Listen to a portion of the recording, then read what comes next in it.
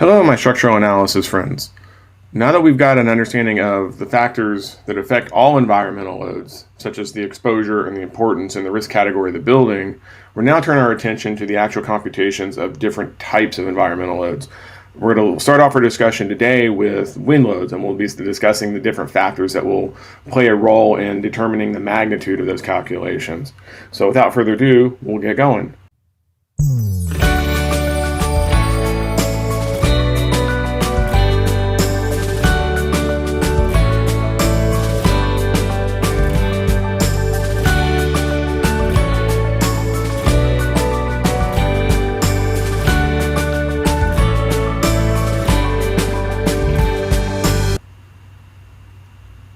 We define wind loads as being the forces that develop as air pressure or wind pressure moves past a building or around a building or over a building. Okay, and there are many different factors that will play a role in these calculations that we have to be kind of aware of. All right, and so I've broken them down into basically 6 major ones. And again, these are all defined based off of the ASCE 710 code. Now, when dealing with wind loads, what you'll notice is that there are lots of different techniques for actually calculating the pressures, but they all start with this set of calculations. In the next video, I'll show you one of the methods for actually calculating pressures from this, but there is a difference between wind pressure and these dynamic loads that we're talking about here. All right, wind is a fluid. It behaves very similarly to fluid. The shape of the building will play a role, and those are all be things that we'll have to kind of explore and to take into consideration. All right, so the 6 factors that we're going to look at today are the wind speed. Okay, the exposure category, that's one of those environmental factors that we talked about in the last video. Okay, the geometry of the building, which is kind of the shape of the building or the height of the building, will all play a role. Okay, the topography of the terrain, how hilly is it around there? The type of structure, and its vibrational characteristics. And this one's a little abstract, but we'll show you some rules of thumb for how to handle that. Okay, and then the last one is the actual velocity pressure coefficients, and we'll show you how to do this. Okay, now, going back to number 5, this is sometimes known as directionality, and so we'll show you kind of what that means when we get to that section. All right, so let's start off with the first one, which is our wind speed. Okay, wind speeds, these are values that are basically read off of maps that are based on the location and the importance of the structure. Okay, all right, so let me show you a sample of one, and we'll come back and talk a little bit about it. So for, say, the Western United States, this would be the wind map for a Category 3 and Category 4 building. Okay, and you can see that, and we'll explain what the numbers are. These are usually measured in miles per hour and so forth and so on, and we've got different regions. And we'll talk about some of the characteristics here in a second. But they come off of a map. You can see that's the Western U.S. Oops. There's the Eastern U.S., and you can see that around the coastal regions, the values go up, and we'll talk about that in more detail. All right, so those are the maps, and so those are established by, authorities, such as the Meteorological Survey, and your local area meteorologist will have be able to help you with that kind of information. For common areas, in the United States, the mainland U.S., we have maps that are pre-established, and they get revised from time to time based off of changing climatic conditions. But if you get into more obscure locations, like maybe an island in the Caribbean or and remote locations, it may be harder to get this data. But so you can do tests, or you got to rely on historical data really to be able to kind of work with that. But that's where they come from, is they come from those maps. Okay, the things to note about this is that the design values are based on a nominal 3-second gust. All right, so it's got to be a bit of a sustained wind. It can't just be this little pulse that hits, and then it's gone instantly, because it takes a little while for a building to respond to the load. Otherwise, the wind just kind of bounces off. But if you put a 3-second gust of wind on it, it continues to push on the building and becomes enough that it can be measured, and those are the ones that we're worried about. So these 3-second gusts, so you'll hear this gust response factors will be one of the parameters that we get to when we talk about pressure. That will be one of the items that we look at. Right. The measurement of this is taken at a height of 33 feet above the ground for exposure C. That's the basis for all of these.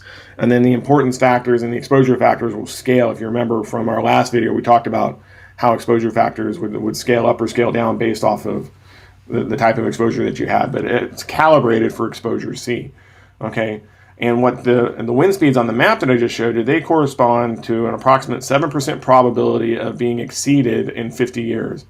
Okay, or if you get into the probability of something like a 0.1% chance of exceeding. So it's a very, very low probability event, but when storms roll through, you can get some pretty extreme things. Now, one thing I do want to point out is things like catastrophic wind events like tornadoes and even hurricanes to a degree aren't really well covered by the ASE code. This is just for the basic application of, I don't want to say normal everyday wind, but these extreme events, like especially like for tornadoes, it's not practical to design a building to withstand a direct hit by a tornado.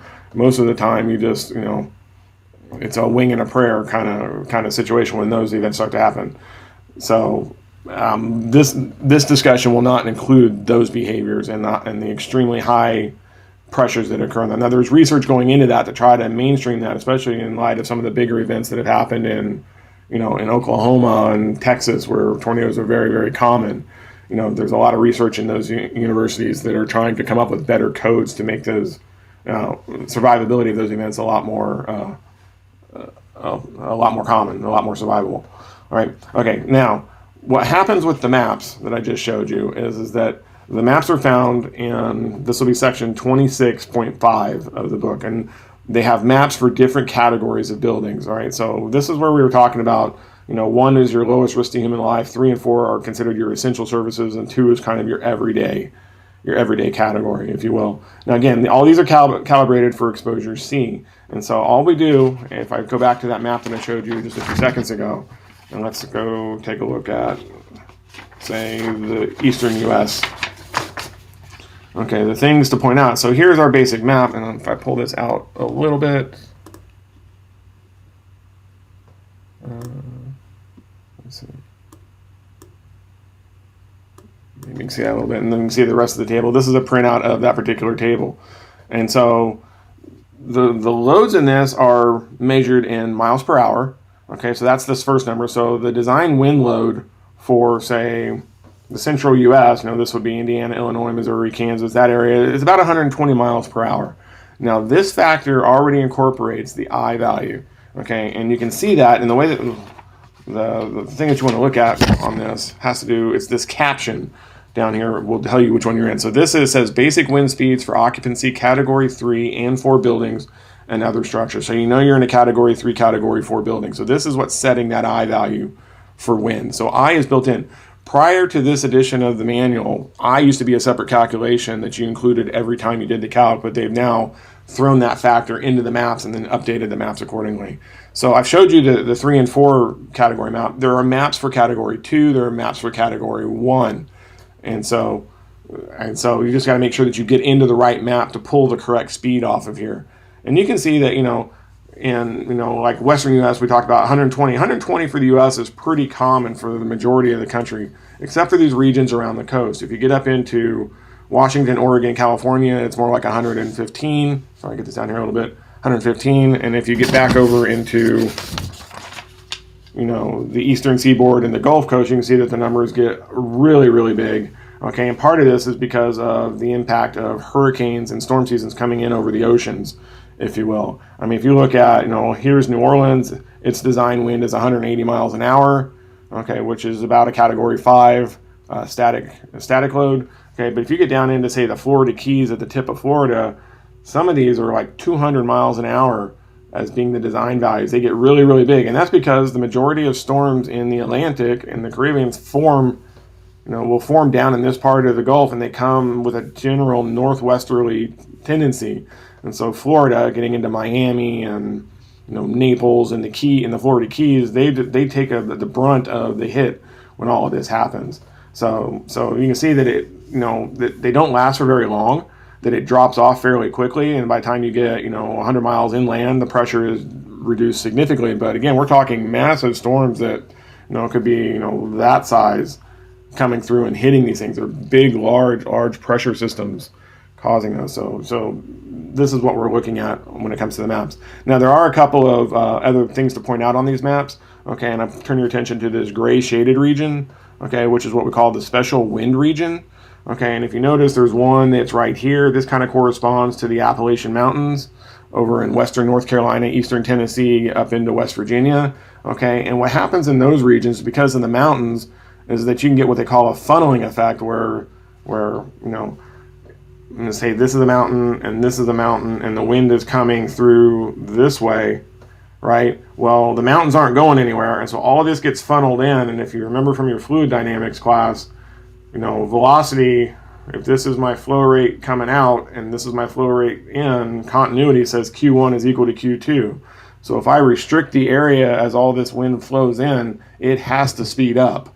Okay, and so it becomes a special characteristic for the way that we start to look at that. So these are what we call funneling effects. And you get those in mountainous regions. You can get them in major metropolitan areas. If you've ever walked in downtown Chicago, down Michigan Avenue, and the wind comes in off of the lake, man, you like to lose your hat. It's coming in so strong. And part of that is because the buildings will also funnel things away. So all those funneling regions are what we call special wind regions. So the techniques I'm showing you, when you start getting into those specialized wind cases, you have to do a little bit more study. And one of the ways you can do that, you can do a wind tunnel test, or do some sort of experimentation, set up a life-size model and load it and put sensors on it and measure. That's one way to do it. Or you can draw on experience, historical basis. You have to give special attention to these type of regions, and so wind regions are kind of a special animal.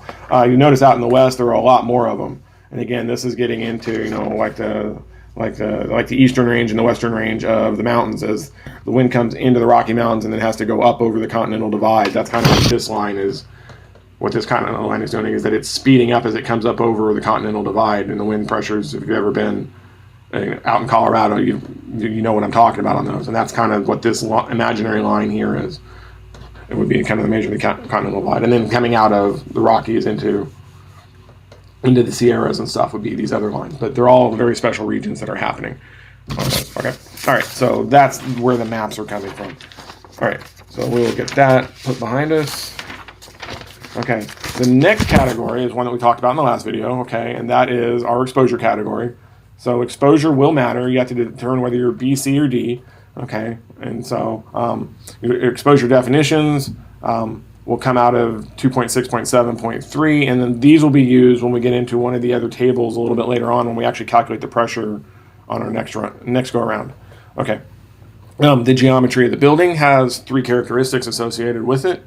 Okay, you heard us talk about the mean roof height. That becomes very important. For a flat roof, the mean roof height is just the height of the building to the elevation of the flat roof, and that's from ground elevation. Okay, the sloped roof mean height, then if you notice, well, if I take the top of the wall, I'm discounting the elevation here. So the mean roof height on a sloped roof is actually the average of these two. So this is 100 and this is 130. The mean roof height is 115. Okay, and that's how you start to determine the pressures on these sloped roofs. Okay, all right. The other dimensions that matter are what we call L and B. Okay, L will be defined as the dimension of the building parallel to the wind direction. So if my building looks something kind of like this and my wind is this way, the dimension parallel to the wind direction, this becomes my L. Okay, and then B is the other one, is the one that's perpendicular to that distance. Basically the width of the building as exposed to the wind. Now, what happens if my wind comes from this direction? Well, then B and L switch. All right, so a hugely rectangular building will have different effects based off of the direction of the winds. A square building, it may end up being very similar all around. But if the wind is coming this way, then this becomes B and this would become L. So you've got to kind of watch your directions on L and B for those.